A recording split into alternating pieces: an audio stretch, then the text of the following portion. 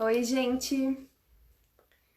Vamos esperar alguns segundos para mais gente entrar aqui na live. Sejam bem-vindos. Estamos em mais uma live do projeto Conexões do Bem.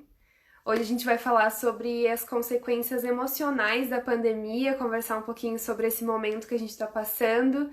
Se tiverem alguma dúvida, podem mandar aqui embaixo. A gente vai conversar com o Roberto Debski, que é médico, psicólogo. Ele vai dar algumas dicas, falar um pouquinho sobre meditação, sobre como passar por esse momento. Já convidei ele para entrar aqui. Olá, tudo bem? Oi, boa noite, tudo bem? Seja muito bem-vindo. Obrigada por topar conversar com a gente hoje. Você comentou comigo que Imagina. você já fez bastante live, né? Já tá em quase 100 lives durante essa pandemia. Hoje foi a 92ª, desde 19 de março, Meu todo Deus, dia. muita coisa. Fora como convidado, como Aham. hoje, né? Agradeço até o convite de vocês. Ai, que Importante nesse legal. momento a gente poder falar sobre esse tema, esclarecer as pessoas, né? Sim, total. E o que que você tem sentido nesse momento? Acho que dá pra gente começar a conversa bem por aí, né? A gente tá passando por essa fase que a gente, enfim, muita gente nunca passou por nada nem parecido. Como é que você tá sentindo isso? Bom, eu atuo na medicina, atendendo diariamente, né? Eu sou médico, sou psicólogo também, e sempre tive um olhar para essa integração corpo e mente. Então, eu fiz homeopatia, acupuntura, a própria psicologia, coaching, constelação, então sempre com esse olhar. E quando começou essa pandemia, quando eu vi os caminhos que estavam evoluindo, né, o que estava acontecendo, eu previ que isso ia ser um momento muito difícil, né, porque eu já imaginava o seguinte, como está acontecendo realmente. A doença ia aumentar, ela ia se propagar pelo mundo todo, mas claro, ela tem um ciclo limitado, então daqui a mais alguns meses, sei lá, 1, 2, 3 meses, a gente vai ver o final ou a queda muito grande da gripe, da doença, né? Ótimo. Porém, eu sabia que pelo isolamento, pelas dificuldades que as pessoas teriam a partir, né, da doença, terem que ficar em casa, muitos comércios fecharem, o medo de adoecer, de morrer, as pessoas que você ama, preocupação. Eu sabia que a questão do emocional, que já era algo que estava no mundo inteiro muito evidente, a ansiedade, o pânico, a depressão já estava antes da quarentena, antes do Covid-19, Sim. muito exacerbada. Eu sabia que isso ia piorar demais. Tanto que lá no começo de março, lá para metade de março, quando a gente viu que estava aumentando muito os casos e tudo, eu falei assim, eu vou fazer alguma coisa para tentar ajudar, né? Então, eu pensei em fazer lives diárias e aí começamos lá no dia 19 de março. Para quê? Para ter um canal Uhum. diário onde as pessoas pudessem entrar, perguntar suas dúvidas sobre a doença, sobre a parte emocional, principalmente a parte emocional, né? Porque a gente vê muitas informações em relação à doença, higiene, máscara, isso tudo, o número de casos, a gente tem uma atualização bastante importante diariamente. Mas a parte emocional, poucas pessoas abordavam. Então, eu achei Sim. importante ter esse canal para as pessoas pertencerem. Muita gente que participa das lives já adoeceu, já se curou, alguns tiveram perdas de Uhum. parentes, né? Muitas pessoas com problemas financeiros. Então, é importante a gente ter, nesse momento, algum lugar onde a gente possa estar junto, onde a gente possa sentir que pertence, né? Como vocês também estão fazendo com esse Sim. projeto Conexões do Bem. É muito importante que as Uhum. pessoas possam fazer isso diariamente ou eventualmente, porque está todo mundo precisando mesmo, mesmo. Então, até parabenizo vocês pela iniciativa, eu fico feliz em poder participar e Obrigada. divulgar também, divulgar esse trabalho, né? Sim, o nosso objetivo foi justamente esse, né? Ter um espaço em que a gente pudesse se sentir junto, já que a gente não está próximo fisicamente.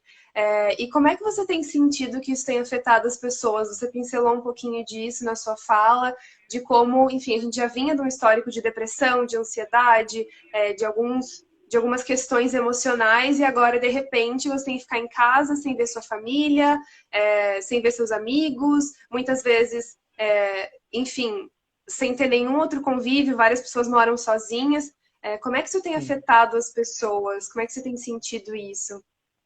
tem afetado de diversas maneiras. Tem pessoas que têm uma resiliência maior, uma paciência maior, elas entendem, elas, claro, ficam chateadas, ou ficam tristes, ou ficam preocupadas, mas elas sabem que esse momento vai passar e elas conseguem lidar, né? Conseguem usar a sua resiliência de uma maneira atuante, tudo, e vão passando por isso dia a dia e buscando recursos, né, para poder lidar com essa dificuldade. Tem outras pessoas que ficam extremamente incomodadas, que parece que não trabalham bem com a resiliência, então ficam ou revoltadas, ou depressivas, ou extremamente ansiosas. Eu atuo também na linha de frente, eu estou na clínica, atendo diariamente na minha clínica, né? Também no pronto-socorro, então dou vários plantões por semana, muitos deles atendendo pessoas no gripário, que a gente chama pessoas com Covid, suspeitas de Covid ou positivas para a Covid. Então, muitas pessoas vêm para um pronto atendimento, para um pronto-socorro, todas as horas do dia, de madrugada e tudo, e elas com quadros semelhantes. Eu falo assim, nossa, eu acho que eu estou com Covid, porque eu estou com falta de ar, e a gente examina, a gente faz tudo que tem que fazer, a gente vê que não é. Não é Covid, é ansiedade mesmo, as pessoas com crise de ansiedade. Isso tem Então, acontecido bastante. tem acontecido, sempre aconteceu, e agora muito mais. Então, não tem um plantão onde a gente não atende uma, duas pessoas ou mais, que nós observamos que o quadro emocional vem trazendo sintomas físicos, ou seja, é um quadro psicossomático, né? Mas incomoda tanto quanto se fosse uma doença. E aí a gente precisa esclarecer. Aí eu encaminho e falo, olha, depois você vai buscar ajuda psicológica, enfim, para se cuidar, né? Porque isso ainda vai evoluir. A hora que a doença acabar, vai continuar todas as questões do emocional, a ansiedade vai continuar aumentando, a gente vê que muitas pessoas estão com problemas profissionais, financeiros, né? Então isso tudo vai ter um estresse, vai ser uma onda de estresse pós-traumático, que a gente vai ter que estar preparado, nós, agentes da saúde, vamos ter que estar preparados para lidar com isso, ajudar as pessoas a se recuperarem desse estresse pós-traumático que vai durar bastante tempo depois da pandemia. Isso é até interessante. Eu estava falando com uma amiga da Itália agora, e eles estão naquele momento em que eles estão saindo da quarentena, né? Então, eles passaram por uma quarentena muito rígida, eles não podiam mesmo sair de casa, porque eles pagavam multa, enfim. E agora eles estão saindo, mas ficou um trauma muito grande. Então, ela fala que você sente nas pessoas que as pessoas estão mais arredias, que, enfim, deixou esse trauma nas pessoas depois de passar por essa fase. E imagino que, como você colocou, a gente vai passar por isso também, né? E eu queria ver como é que você sente essa questão de como as pessoas encaram a saúde mental. Porque em muitos casos a gente vê que as pessoas elas sabem identificar sintomas físicos e elas entendem que você precisa ir ao hospital, você precisa ir ao médico, um especialista no joelho ou um especialista, enfim, do coração, mas às vezes não tem esse cuidado com o emocional, né? De também entender que também precisa de um cuidado médico, enfim. Você acha que isso pode aumentar nesse momento em que as pessoas estão passando por um estresse tão grande? Sim. A questão da saúde emocional, ela vamos dizer assim, é um assunto ainda muito tabu. Claro que hoje em dia, em pleno século XXI, as pessoas já têm um esclarecimento maior, as pessoas buscam tratamento quando sentem que tem alguma questão emocional, as pessoas são mais depressivas, ansiosas. Hoje em dia isso vem aumentando muito. Mas ainda existe um lado de pessoas que têm muito preconceito, né? O preconceito nada mais é do que o medo de encarar aquilo, né? Então, aquilo que a gente percebe que pode ter em nós mesmos, né? Ah, não vou no psicólogo, isso é coisa de louco. Mas, nossa, mas em pleno século XXI a gente ainda ouve isso, sim. Eu ainda ouço isso como profissional, né? Muitos pacientes que eu oriento como médico falam, olha, eu acho que você podia se beneficiar de uma psicoterapia. Não, mas eu tô louco? Você acha? Eu não. Assim, eu brinco, né? De médico e de louco todo mundo tem um pouco, né? Claro, todos nós temos Tem o nossas estigma questões. ainda, né? Exato, tem um estigma ainda. Não é como antigamente que os loucos eram segregados dos psiquiátricos em navio, em hospícios, né? Mas ainda existe um preconceito de olhar para a dor emocional. Não é algo muito fácil ainda das pessoas encararem. Muitos sim, muitos já buscam, já veem isso com naturalidade. Então, quem vê isso com naturalidade consegue lidar melhor e vai se beneficiar de um tratamento. As outras pessoas vão olhar e vão projetar os seus problemas nos outros, nos relacionamentos, né? E aí, o que vai acontecer? Ela não vai poder se beneficiar de um tratamento, porque ela ainda está fechada, está resistente. E a pessoa precisa estar aberta para buscar, né? Primeira coisa que eu falo, como é que a pessoa pode ser ajudada? E a gente vê muitas pessoas que se beneficiaram, falam assim, eu queria que meu irmão viesse tratar, minha mãe, meu filho, né? Eu vou pagar uma consulta, enfim. Eu falo, mas essa pessoa quer se tratar? Ah, e não sei, acho Ela que tem não. Eu que falei, então decidir não. isso, né? Não perca o seu tempo, imagina que você vai fazer. Essa pessoa tem que ter consciência do seu problema. Nós só podemos tratar alguma coisa quando a gente conhece aquilo. Eu tenho consciência que eu tenho um problema, aí eu vou buscar ajuda profissional. Se não, se eu estou na fase de pré-contemplação, existem estágios de motivação para mudança, isso é estudado na psicologia, né? E tem pessoas que nem estão numa fase de, a gente fala pré-contemplação, elas nem viram ou perceberam que elas têm um problema. A hora que eu percebo, aí eu vou talvez ficar um pouco perdido, mas eu já vou saber que eu preciso fazer alguma coisa. Aí é a fase de contemplação. Depois eu vou para ação. Então aí eu vou buscar um tratamento e tudo mais. Esses são os passos naturais de quem precisa olhar para si e se tratar. E todos nós temos alguma questão, isso é natural. A gente vem de famílias, né? Todos nós temos um sistema familiar. E aí vem o trabalho das constelações que eu utilizo no dia a dia. E todos nós trazemos Sim. muitas questões do nosso sistema familiar, inclusive traumas que a gente chama de transgeracionais, que são traumas que foram vividos por pessoas lá atrás, em outras gerações da família, e nós herdamos esses traumas e nós nos vivenciamos como se nós tivéssemos passado por eles sem saber, sem ser consciente. Isso já é um estudo da psicologia, da epigenética, já Sim. comprova isso. E aí a pandemia que a gente está hoje, com todas essas consequências, com certeza ela também vai ser herdada em gerações futuras, se a gente não conseguir lidar com isso adequadamente hoje, na atualidade. E Uhum. eu sei que as pessoas não vão conseguir, muitos sim, mas muitos não vão ter esse olhar. Sim. E trazendo um pouquinho para esse momento que a gente está vivendo, acho que uma coisa importante que a gente pode tratar aqui é em que momento a pessoa precisa pedir ajuda ou em que momento o que a gente está sentindo de angústia, de medo, é natural desse novo momento que é inusitado, que, enfim, tem realmente muitas pessoas falecendo, tem realmente um vírus por aí. Em que momento você precisa perceber que talvez você precise pedir ajuda? As emoções que nós temos, os sentimentos e emoções, eles nada mais são do que sinais de alerta, né? Então, se eu sinto medo, é natural sentir medo? Falo, não, as pessoas corajosas não sentem medo. Mentira. As pessoas corajosas sentem sim medo, mas elas enfrentam o medo, elas lidam com o seu medo. Uma pessoa que não sente medo algum, ela tem algum problema, né? Porque o medo, como todas as emoções, são esse sinal de alerta que mostram para nós, olha, tem alguma coisa que você precisa olhar. Então, se eu sinto medo, isso significa que no ambiente tem alguma ameaça, tem alguma coisa que pode me fazer mal. Então, eu preciso observar, eu preciso estar atento, né? E lidar com isso. Então, normal, ter medo é uma proteção. Ah, se eu tenho raiva, de repente também é um sinal de alerta. Significa que alguma coisa que eu precisava fazer ou que alguém tinha que fazer comigo não foi cumprido. Então, isso traz uma sensação, que pode ser a raiva, né?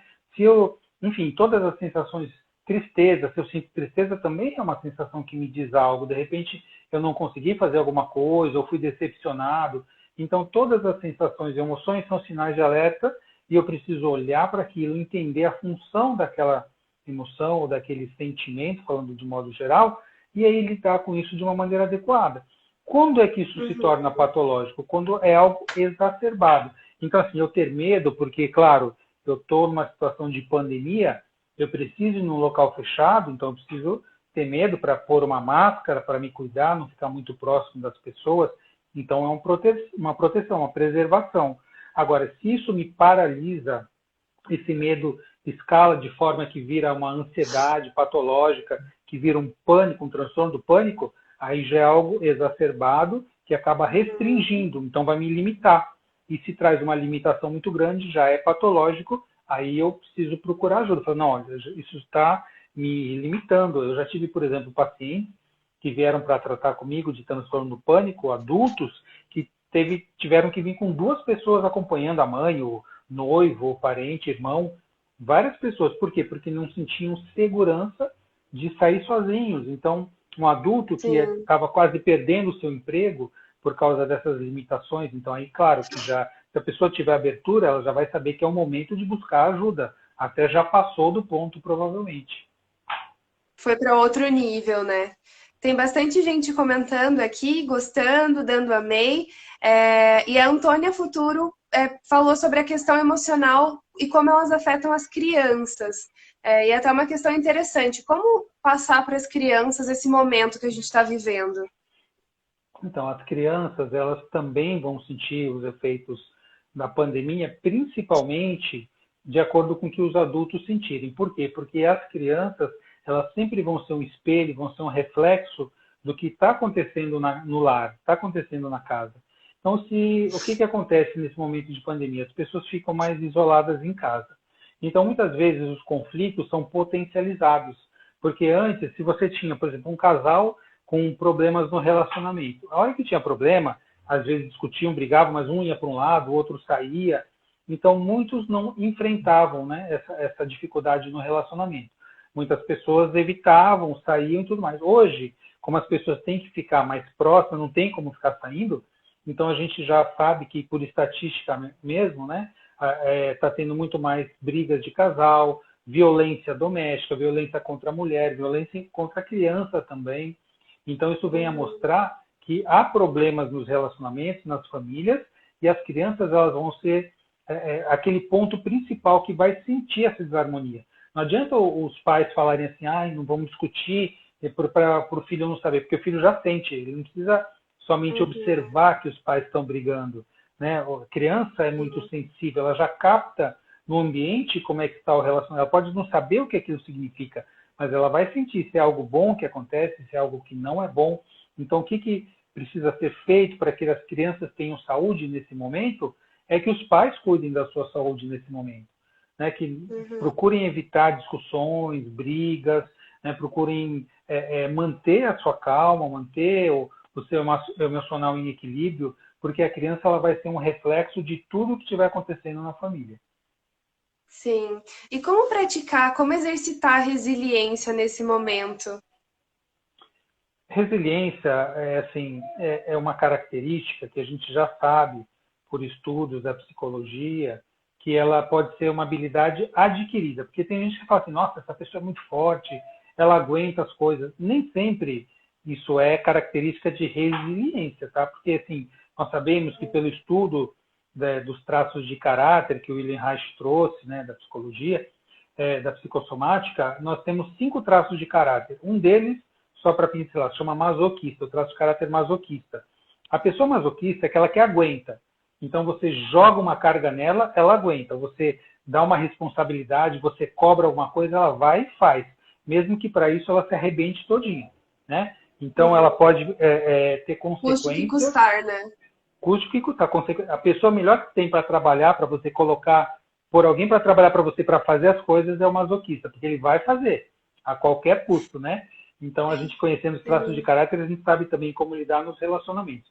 Tanto que as pessoas elas têm, muitas vezes, problema de coluna, você vê que ela tem um grande aumento, às vezes nodulações, tumorações, uma massa muscular muito forte aqui, porque é aquela que, como se fosse o deus grego Atlas, que aguenta o mundo, carrega o mundo nas costas, né? Então, isso não significa só resiliência. Às vezes a pessoa está ali porque é um trauma, é uma consequência de algum trauma que ela teve na infância. Então, tem fases que nós vamos passar por traumas desde o intraútero até os 5 anos de idade, que vão fazer com que a gente desenvolva os 5 traços de caráter, o masoquista é um deles, né? E a gente vai ter consequências disso no físico e no emocional. Agora, a resiliência de verdade é uma pessoa que sabe lidar com as dificuldades. Aliás, esse termo resiliência ele vem da física, assim como o termo estresse. O estresse é a carga que um elemento suporta sem quebrar, resumidamente falando. E a resiliência é, vamos dizer assim, a resistência que esse elemento tem de sofrer uma carga, de sofrer um estresse e voltar ao estado original. Né? Então, esse termo resiliência, quando foi transportado para a psicologia, então significa que nós conseguimos lidar com os traumas, com as dificuldades, com os desafios e voltar para um estado normal. Só que esse termo hoje também está sendo ultrapassado, porque quando a gente passa por uma dificuldade, a gente não tem que voltar para o estado anterior, não tem como. Né? Eu passo por uma grande perda, por uma grande dificuldade, um desafio, eu vou lidar, enfrentar aquilo com força, com resistência e tudo mais, eu não vou voltar ao jeito que eu era antes. Se eu aprendi com aquilo, eu vou voltar de uma maneira melhor. Então, tem um termo que vem sendo estudado hoje, que chama-se antifragilidade, né? Então, eu não sou frágil, eu consigo resistir àquilo, aprender com aquela lição, com aquela dificuldade e voltar ainda melhor, né? Com uma habilidade a Sair daquilo mais, de com uma um maneira recurso a mais. diferente, né? Exato, evoluir, né? Eu passei por uma grande dificuldade, eu não vou voltar para o que eu era, eu vou provavelmente, ou duas possibilidades, ou eu vou quebrar, que aí me faltou a resiliência, a antifragilidade, ou eu vou fortalecer com aquilo. Um exemplo muito claro que eu costumo dar muitas vezes em palestras é assim: imagina uma família que perdeu um filho. A dor maior que tem é você perder um filho, né? Então tem um casal que perdeu, dois casais que perderam um filho. Esse casal aqui foi um trauma tão grande, uma dificuldade tão grande que eles entraram em depressão, às vezes até se separaram, não conseguiram nunca mais superar aquilo. Esse outro casal aqui que perdeu um filho, às vezes por uma causa semelhante, um acidente, enfim, eles tiraram forças lá de dentro de si, abriram uma ONG para ajudar famílias que perderam filhos também. Então você veja que o trauma foi semelhante, claro que a gente não pode dizer que foi o mesmo, porque ele aconteceu em pessoas diferentes, mas uns conseguiram adquirir o recurso da resiliência, ou já tinham, e eles souberam lidar com aquilo para ajudar, inclusive, outras pessoas, né? Então, esse recurso é um recurso de resiliência. E a boa notícia é que a resiliência ela pode ser treinada como uma habilidade. Então, se você pode fazer um curso, um treinamento, fazer a psicoterapia mesmo, passar por qualquer processo que ajude você a adquirir a habilidade da resiliência e você vai se fortalecendo dia a dia, né? Então, muitas vezes a gente vê, o que nós vemos no dia a dia? As pessoas na fase da juventude, da adolescência, com muita insegurança, né? Muitas vezes tendo que fazer tudo que o grupo quer para se sentir pertencendo, para não ser excluído, né? E aí a gente vai envelhecendo, a gente olha para trás e fala, nossa, hoje eu sou muito mais seguro, hoje eu não preciso ficar agradando os outros, então eu consigo lidar com as pessoas de uma maneira equilibrada. Ou seja, eu fui adquirindo algumas habilidades com a idade, com o tempo. Isso se eu soube aprender. Tem pessoas que envelhecem, né, e viram vinagre, e tem outras que envelhecem e viram vinho, né? Então, a maneira como a gente envelhece é que vai dizer, o ideal seria que eu envelhecesse mantendo a saúde física, saúde emocional, o meu nível de independência, né? Então, eu vou envelhecer bem. E isso requer não só fazer uma poupança para envelhecer. Muitas pessoas falam, vamos fazer um plano, uma previdência, porque aí eu vou me aposentar e eu vou curtir. Mas se a pessoa não cuidar de si, não cuidar da sua saúde física, emocional, não tiver projetos de vida, não tiver valores, utilizar, né? Se continuar se sentindo útil, utilizar os seus dons, ela vai chegar lá na aposentadoria, talvez até com dinheiro, mas entrando numa depressão, sentindo vazio que os filhos saíram de casa. Então, existem maneiras da gente envelhecer com sabedoria, né, com resiliência, com recursos positivos. Né? Isso é que a gente deveria buscar para nossas vidas. Sim, achar um equilíbrio aí entre todas as esferas da vida também, né? Ter esse autoconhecimento de se entender e conseguir se ajudar, com certeza é essencial, né? Tem uma outra questão que aparece muito, que eu acho que é legal a gente abordar aqui sobre a pandemia, que é como a gente conseguir se manter, enfim, se manter bem, ou não ficar tão ansioso acompanhando as notícias, acompanhando o tanto de coisa que está acontecendo ao mesmo tempo. Porque acho que a grande questão das notícias é o quanto isso ainda é incerto, né? Então, em um momento, eles acham que o remédio vai funcionar e aí não funciona, e aí a curva está subindo, enfim, a gente é bombardeado, né? A OMS até chama de infodemia, enfim, essa pandemia de informação, né? Como é que a gente lida com isso?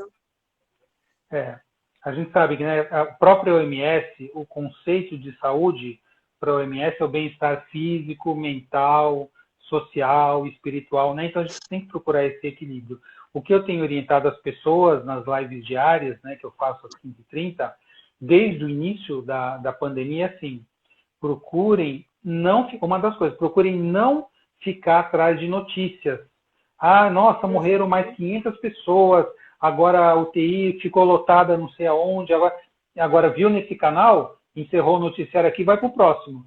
Aí o próximo fala a mesma coisa, e a pessoa fica ali naquela maratona de desgraça, de notícia negativa, de medo.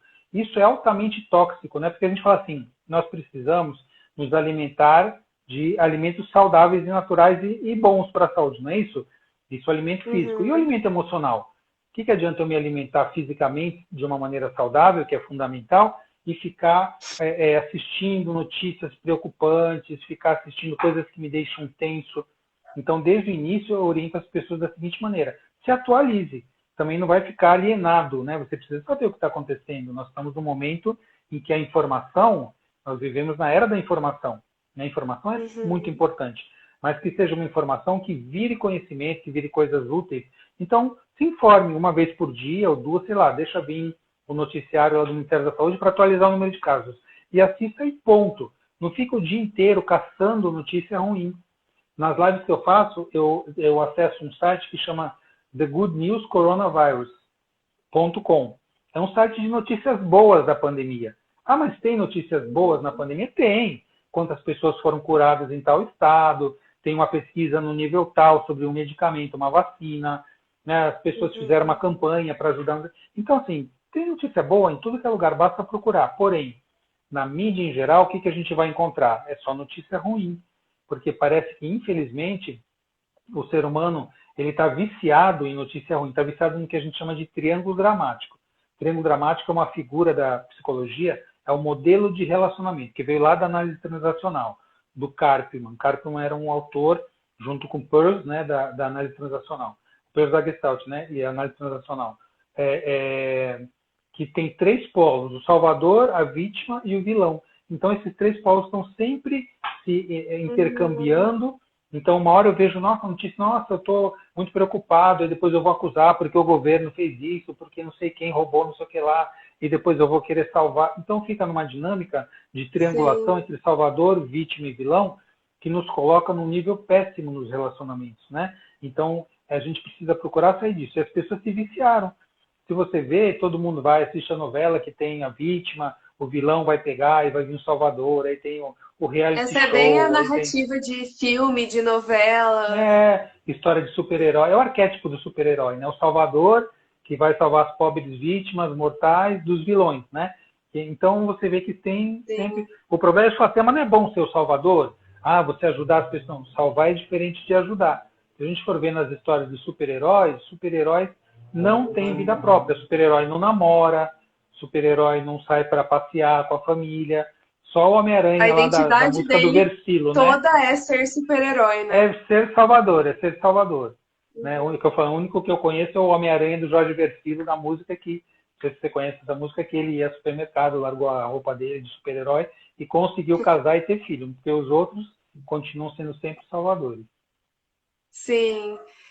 E se você pudesse elencar dicas práticas de como as pessoas podem evitar a ansiedade ou controlar a ansiedade, o que você colocaria de dicas para as pessoas?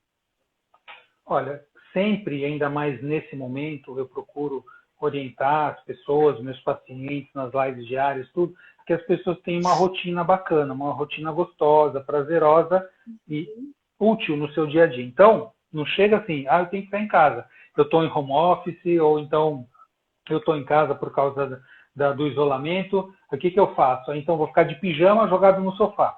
Não, porque você vai ficar depressivo, né? Então, faça uma rotina bacana para você. Tenha o seu horário de fazer, cuidar da casa, arrumar a casa, de leitura, de ouvir música, de ver uma série bacana, de conversar com as pessoas, de se sentir útil, ajudar alguém que precisa, de repente liga para alguém, né? Estudar. Então, divida o seu dia em várias atividades. Não que aquilo fique encaixotado, que seja algo rígido, não. Mas olha, hoje eu vou fazer tantas coisas com flexibilidade. Se alguma coisa não der para fazer, não tem problema. Inclusive trabalhar também, né? Muitas vezes tem gente que está trabalhando em casa.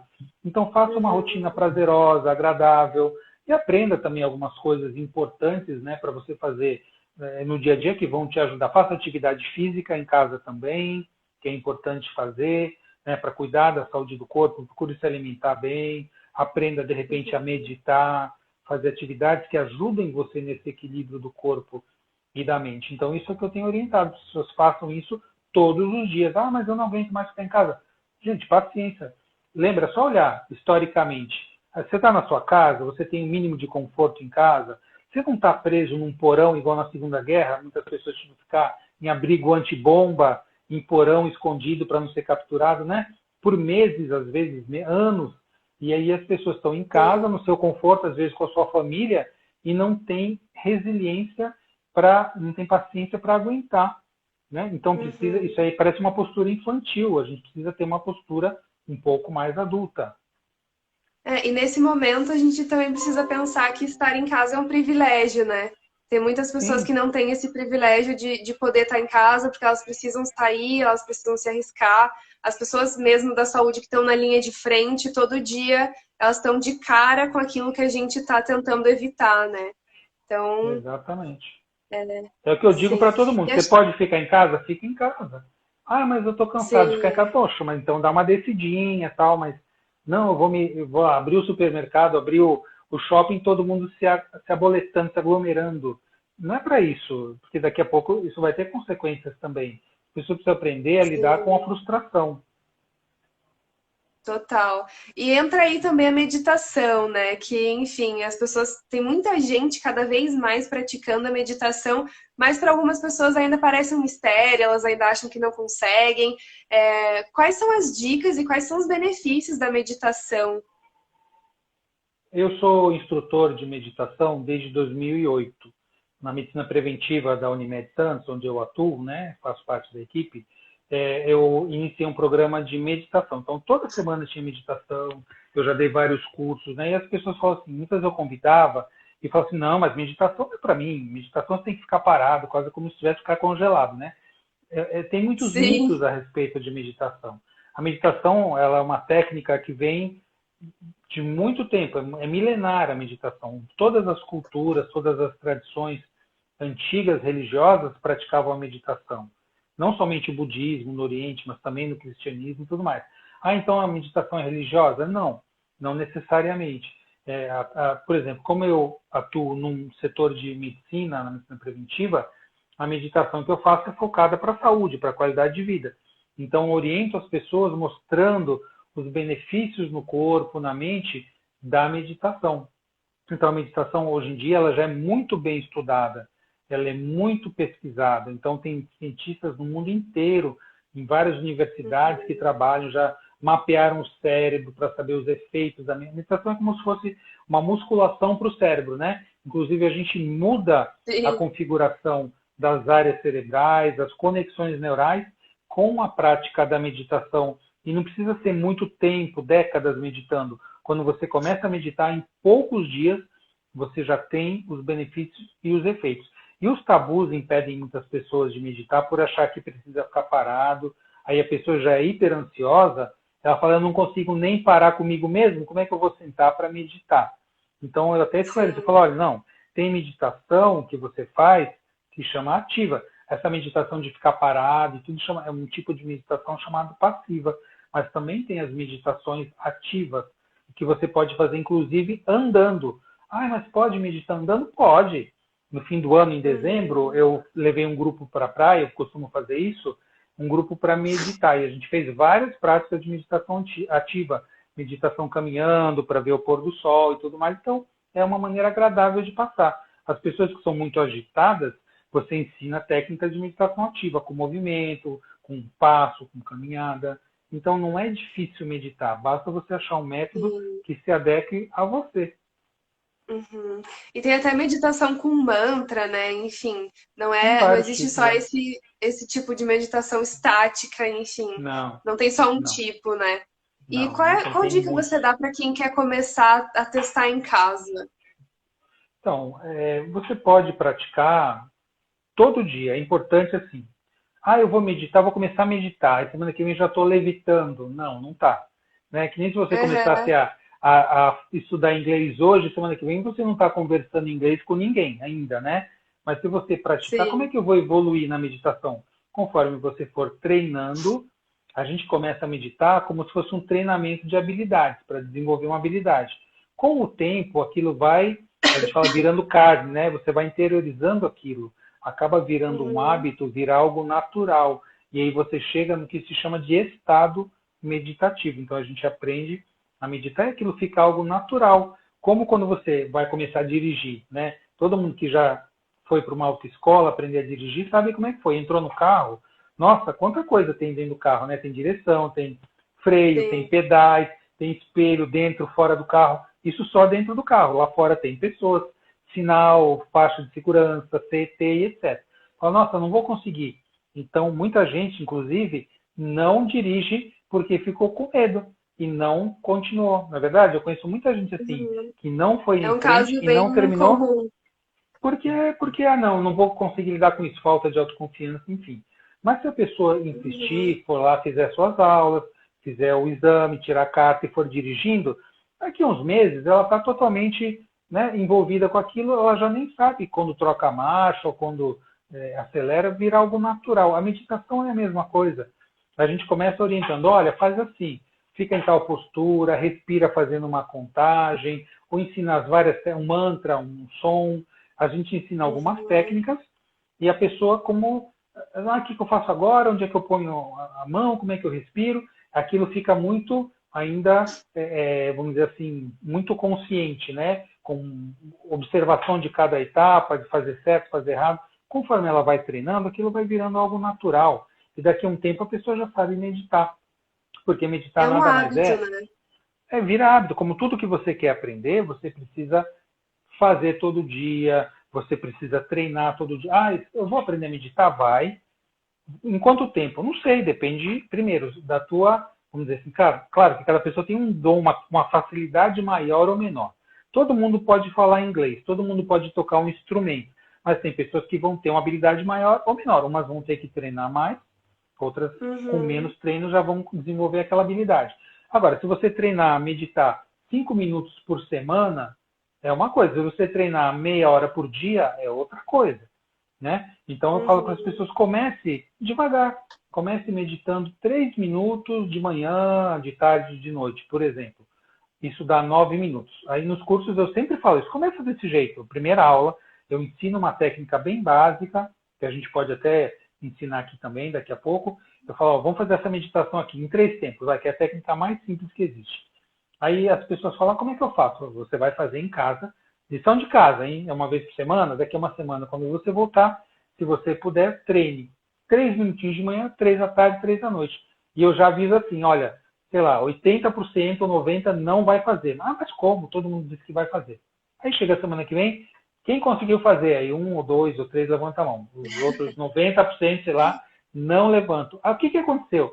Ah, eu esqueci, ou não deu tempo. Gente, 9 minutos por dia, você tem 60 minutos, 24 horas, você não conseguiu 9 minutos para treinar uma técnica, então você vê que a pessoa não está focada naquilo. Eu já aviso, se vocês não agendarem um horário, tipo assim, coloca no teu celular, no teu relógio, tem aplicativos que tocam e lembram você da hora de tomar remédio e tudo, não tem? Então você coloca para tocar naquela hora, você sabe que você tem que meditar, ah, mas agora não dá, não tem problema. Adia meia hora, adia uma hora, termina a sua reunião, você vai e faz. E eu falo, se você falar o seguinte, quando der tempo eu faço, sabe quando você vai fazer? Nunca, porque Nunca. nunca vai dar tempo. Então você tem que criar o Sim. hábito, colocar o horário para fazer. E aí toca o reloginho, você vai lá e faz. E quanto mais você fizer, mais o teu corpo e a tua mente aprendem a ir entrando naquele estado. E aí vai virando algo mais natural, vira hábito, vira um comportamento, vira uma habilidade. E aí fica tranquilo, aí você vai obter os benefícios dessa maneira. Sim, totalmente. E tem vários aplicativos também, né, que as pessoas podem usar para conduzir essa meditação, né? Vários canais no Muitos. YouTube, enfim. Existe também a Hoje em meditação dia guiada assim, né? não falta, né? Como a gente estava falando, nós estamos na era da informação. Se você quiser saber qualquer coisa sobre qualquer assunto do planeta e do universo, você vai lá no Dr. Google ou em qualquer outro e você vai ter a informação. Agora, o que você vai fazer com aquilo, eu não sei, né? Porque também tem muita informação Sim. fake, né? Tem muita coisa que você precisa saber filtrar. Não tem como a gente estar atualizado em tudo o que existe, né? Por exemplo, eu cito a medicina. Eu estudo todo dia, eu amo estudar, eu vivo fazendo cursos. Além de dar cursos, eu faço cursos que eu gosto de aprender. E é uma assim, eu chamo de eterno aprendiz. Eu sempre vou ser aprendiz enquanto eu estiver condições para isso. Mas se eu quiser me atualizar com sim, tudo que existe, tudo, eu vou ficar frustrado, eu vou ficar estressado, porque não há condições. Então a gente precisa saber filtrar também o que é importante, o que é útil para mim. Eu tenho que ter esse aprendizado. E tem algumas síndromes que a gente sabe de pessoas, por exemplo, que sofrem, ficam ansiosas porque elas querem estar atualizadas de tudo que acontece nas redes sociais. Então, é o FOMO, né? Fear of Missing Out. A pessoa não tem medo de sim, perder alguma atualização de alguém que falou alguma coisa e a pessoa entra no estresse e entra num quadro de ansiedade por causa disso. E se tirar as sim. redes sociais, vira abstinência também. Então, tudo pode viciar. Se a gente fizer um mau uso, até as coisas boas vão viciar também, né? Precisa saber discernir. Sim. A Antônia Futuro pontuou uma coisa legal aqui, que tem muitas lives de meditação ultimamente. Não é isso, Tem. tem muita gente usando o Instagram também para passar isso. Tem muita live de yoga também, enfim. Sim. É isso que a gente falou, conteúdo não falta, né? Não falta. É saber filtrar, ver quem é que está fazendo, qual é que é o histórico daquele profissional, né? Porque tem muita gente fazendo boa e tem muita gente que também se mete a fazer e não sabe o que está fazendo, né? Isso tem em todas as áreas, né? Se você tiver uma referência, alguém que te, ó, não, eu conheço, eu fiz, é bacana, né? Porque como também a gente está nessa era da informação, nessa era da exposição, tem muita gente Uhum. boa que não se expõe por vários problemas, enfim, e deixa de passar aquilo que ela tem de bom. E tem muita gente ali que é ousada e não tem quase nada e só tem uma fantasia, uma máscara, né? Então nós precisamos saber ter Sim, referência, saber quem é que está passando a informação, quem é essa pessoa, qual é o histórico dela. Aí a gente pode encontrar pessoas muito capazes, né, que podem nos ajudar bastante. sim.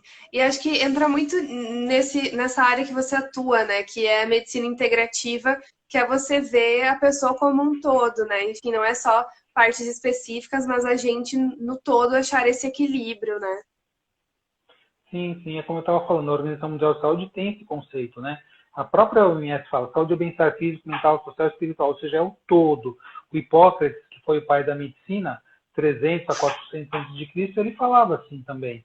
Você não deve olhar só a doença, você deve olhar o doente que tem essa doença, entender como essa pessoa adoece, né? Porque tem fatores que nos fazem adoecer por maus hábitos, outros por maus pensamentos, por maus relacionamentos, ou seja, quando as coisas não estão em equilíbrio, a gente pode adoecer. E muitas vezes uma causa emocional vai dar como consequência uma doença física. Então, para mim, isso foi sempre presente, desde a faculdade. Eu entrei na faculdade em 82 e formei em 87. Então, eu tenho 33 anos de formado como médico e 15 como psicólogo, e fora essas outras atuações. Mas já desde a medicina, eu olhava e falava, nossa, mas estranho, né? Não é só o órgão que está doente. Não tem uma pessoa.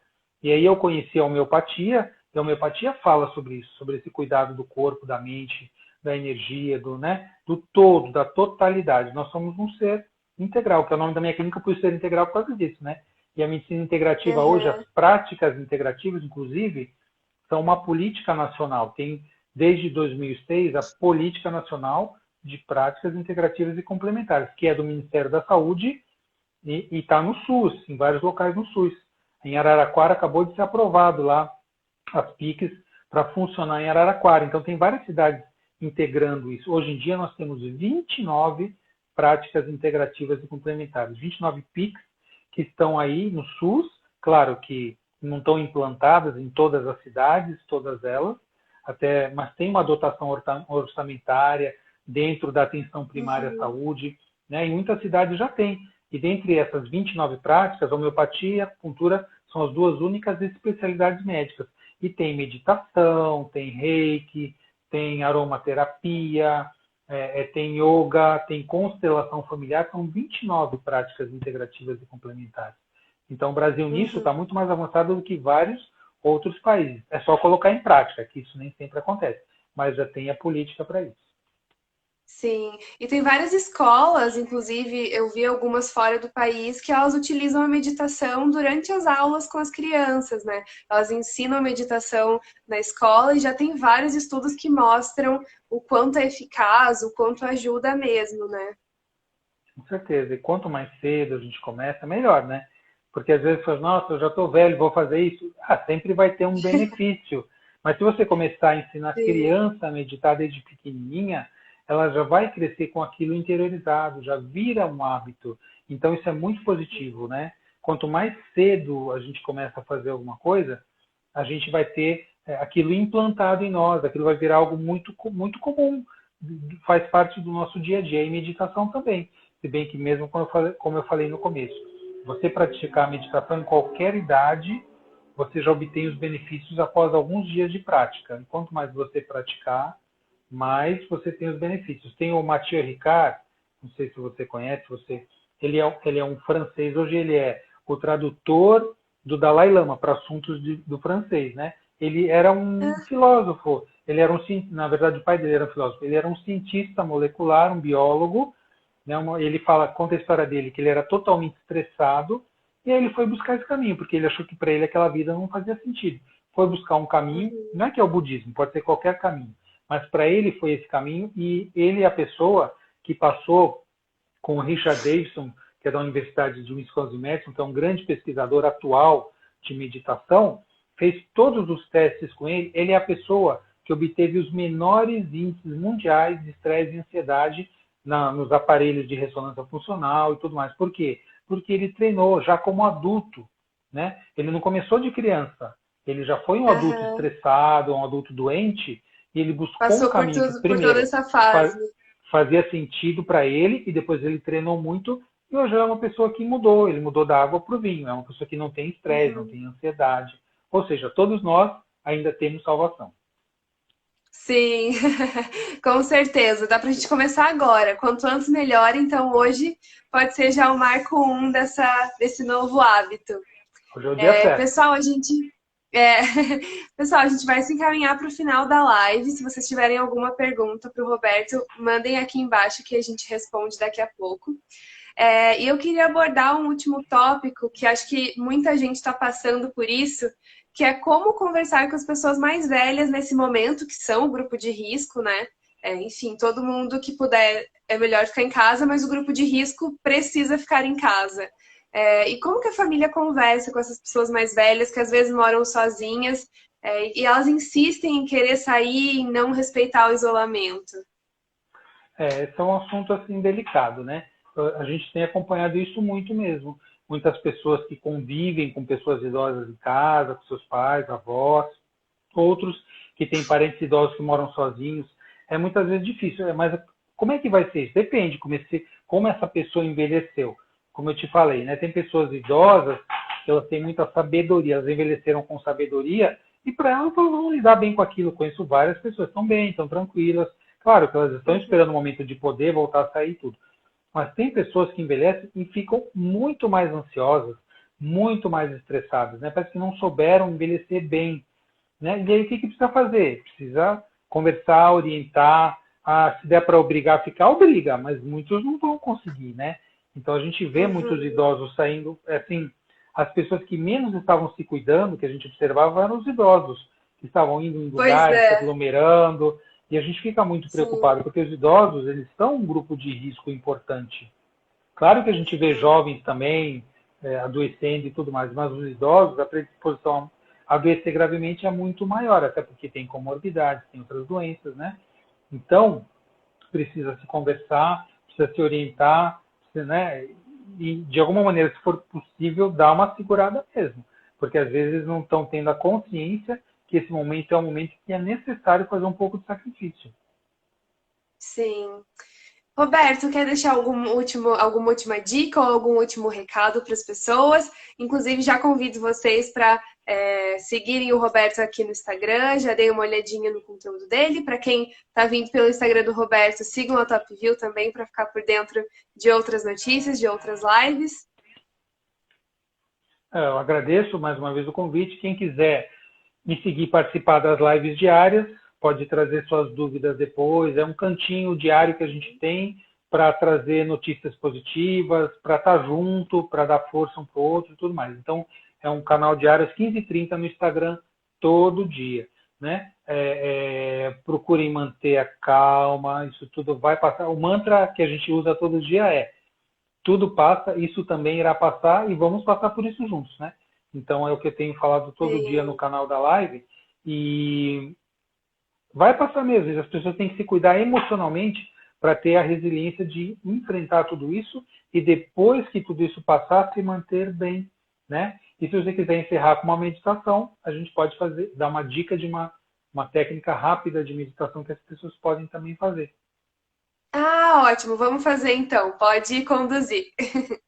Então, tá bom. Então, se vocês quiserem meditar, vamos fazer juntos. Se vocês quiserem somente aprender como é que faz, aí cada um está consigo próprio. O que, que a gente faz? Meditação é uma técnica que vai ajudar a gente a ampliar a atenção e a concentração, o foco, né? Então, eu procuro falar assim, a meditação nada mais é do que uma técnica que nos traz para o aqui e agora. Porque a ansiedade é quando a gente está muito focado no futuro, com uma perspectiva negativa, com medo, vai dar errado, vai acontecer alguma coisa. Ansiedade, o ansioso vive no futuro. O depressivo tem uma tendência de ir para o passado. Por quê? Porque uma pessoa depressiva ela está focada para dentro, nas suas tristezas, nas suas perdas, mágoas. Então ela não olha para o futuro, não tem futuro. Então ela está presa nas coisas que aconteceram ou não aconteceram no passado. A maneira de a gente sair disso tudo é voltar para o presente, que é a única realidade, é o aqui e agora. E onde que a gente pode se conectar com o aqui e agora? No corpo. O nosso corpo vive aqui e agora. Se eu falar para você, respira amanhã, respira ontem, não consigo fazer isso. Eu estou respirando agora. Então, olhar para o Sim. corpo, prestar atenção aqui, é fazer com que a nossa mente volte a se conectar com o corpo. Porque mente e corpo são uma coisa só. Mas a vida estressante que a gente leva, cheia de informação artificial, faz com que a gente separe corpo e mente. Isso é que nos adoece. Tanto que a palavra yoga em sânscrito significa união. União do quê? União novamente do corpo e da mente. Quando você faz yoga, você faz uma postura, junto com uma respiração, prestando atenção em tudo que você está fazendo, você traz a sua mente de volta. Então, para praticar uma meditação simples, então eu vou pedir para vocês sentarem confortavelmente, coloquem os dois pés no chão, as duas mãos podem apoiar sobre as pernas, e aí vamos começar a prestar atenção no corpo. Como é que está o corpo? Você está tenso? Você está relaxado? Tem algum ponto do seu corpo em que você sente mais pressão? Muitas vezes a gente sente pressão aqui nas costas, né? É um ponto que a gente carrega muito peso. Então, peso emocional, inclusive. Então, a gente fica muito tenso. Então, para poder interiorizar um pouquinho mais a atenção, fecha o seu olho. Fecha os olhos e presta atenção no seu corpo por dentro, como é que está. E começa a perceber a sua respiração. Sua respiração está solta, ela está presa. Como é que você está respirando? Presta atenção no ar entrando e saindo das narinas, né? Entrando e saindo. Qual que é a temperatura do ar? Você consegue preencher o ar? Coloca os ombros um pouquinho para trás para ampliar o seu tórax. Aí você consegue respirar um pouquinho mais amplo, um pouquinho mais profundo. E faça algumas respirações. Inspire e expire, prestando atenção nesse ar entrando e saindo. Se você tiver algum ponto que esteja mais tenso no seu corpo, joga a sua respiração para lá. Imagina que sua respiração está ali nos seus ombros, se eles estão tensos, e você vai relaxando e soltando. E faça algumas respirações. Inspira e expira. E aí você pode começar a fazer uma contagem nessa respiração. Então, quando você inspirar, você conta mentalmente 1, 2, 3. E aí você expira 1, 2, 3. Então, a cada ciclo de inspiração, conta até 3 e expiração também conta até 3. E aí você pode ir prestando atenção nesses focos, né? Qual foco? No seu corpo, na sua respiração, na contagem. E aí você está aqui, presente. E aí, de repente, você vai perceber que sua mente viajou, lembrou de alguma coisa. Não tem problema, isso vai acontecer. O que você faz? Traz de volta. Traz de volta para casa. Você percebeu que tua mente viajou para outro lugar? Não tem problema, observa e volta para cá. E vai respirando e contando. Então, essa prática chama meditação em 3 tempos, que é 3 para inspirar, 3 para expirar. É uma técnica muito simples, básica, que você pode começar no dia a dia a fazer.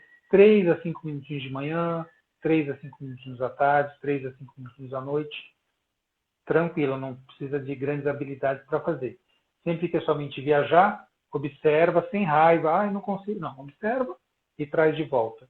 E aí, com o tempo, você vai ficando mais habilidoso e vai poder treinar também outras técnicas. Ok? Sim, incrível. Muita gente está comentando aqui que adorou. Com certeza, nessa próxima semana as pessoas já vão aplicar. Vamos deixar isso combinado aqui. A partir de amanhã, todo mundo meditando essa meditação dos 3 tempos. E, Roberto, muitíssimo obrigada.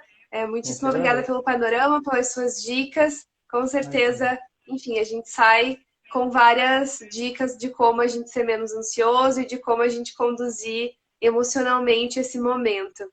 Essa Se eu live puder vai ficar gravar, salva vai aqui. gravar? Ah, tá. Isso, essa live vai ficar salva aqui no IGTV da Top View. Então ele fica aí para sempre quando vocês quiserem acessar, se quiserem rever, quiserem mandar para os amigos, é só acessar aqui o IGTV da Top View que vai ficar salvo.